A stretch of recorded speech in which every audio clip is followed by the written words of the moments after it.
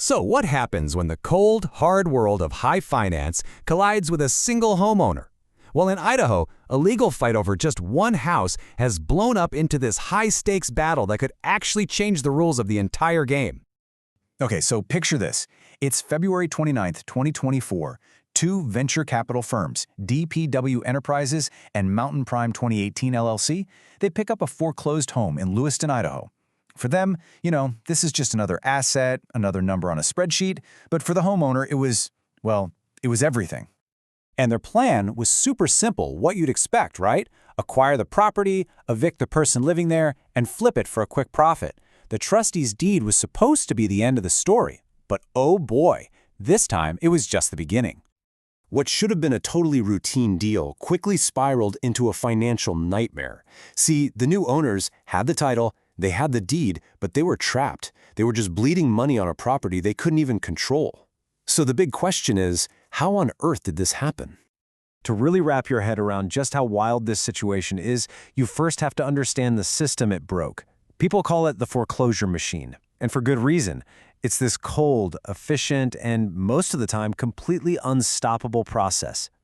Usually it works like clockwork. A homeowner defaults on their loan, the machine kicks into gear, a notice of sale goes out, the property gets auctioned off, and the new owner evicts whoever's there. It's a system that's really built for speed and efficiency, not for putting up a fight. So let's look at the players in the arena. On one side, you've got the homeowner, a guy named Jeremy Bass. And on the other side, a couple of venture capital firms backed by their high-powered law firms. I mean, it is a classic David versus Goliath story. But this is the time that Goliath walked right into a trap he didn't see coming. The VC firms had the deed, sure, but they were hemorrhaging cash, and the only person who could stop the bleeding was the very man they were trying to throw out of the house. A real estate analyst absolutely nailed it with this quote.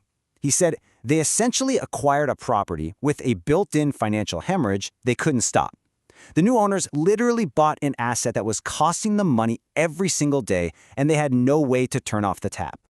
And we're not talking about some abstract number. No. The new owners were on the hook for every single utility bill: water, sewer, internet, electricity, the whole shebang. Their investment was rapidly turning into a major liability. But how? How is that even possible? Well, the answer lies in this absolutely brilliant, creative legal move made by the homeowner himself. He put together a defense so clever, it brought that whole foreclosure machine to a screeching halt. Now, this part is key. Jeremy Bass is what's known as a pro se litigant. That means he's representing himself, no lawyer. In fact, after being turned down by over 125 law firms, he built this entire defense completely on his own. Think about that. This isn't some team of legal eagles. It's one man against the machine. And the timing. Wow, the timing was just everything. We are talking just 24 hours before the auction was scheduled to happen, with the foreclosure machine ready to chew up and spit out another property. Boss signed a lease with the tenant. Now, on the surface, that seems pretty ordinary, right? But the real genius, the masterstroke, was buried deep in the fine print. So a normal lease, it's basically a contract between two people, the tenant and the current landlord. But the lease Bass created, it was almost like a contract with the house itself. It had this special clause that made any future owner of the property responsible for paying all of the utilities. So when the venture capital firms bought the house, guess what? They also bought all of its bills. So, as you can imagine, faced with all these bills piling up, the corporate owners had to fight back. But here's where it gets interesting. Instead of actually challenging the lease itself, they tried to win on a legal technicality. They launched what they called a possession rush. They moved fast. They got a court order, had the sheriff evict Baz from the property.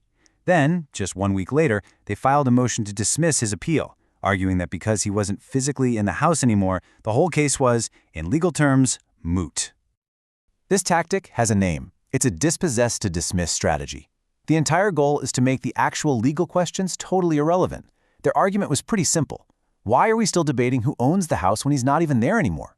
It's a way to use the physical act of eviction to just stop the legal process dead in its tracks.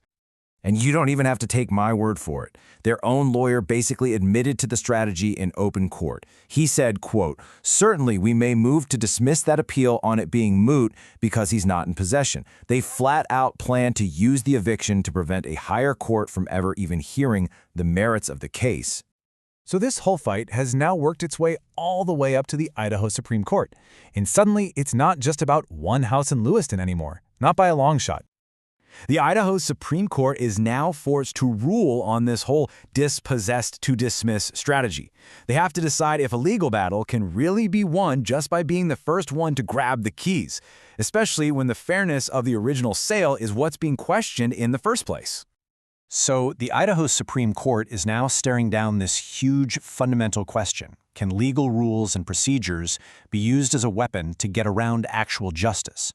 Their decision here is going to send ripples through the entire state, affecting homeowners and foreclosure practices everywhere. Will they side with cold, hard procedure or with fairness? We're all waiting to find out.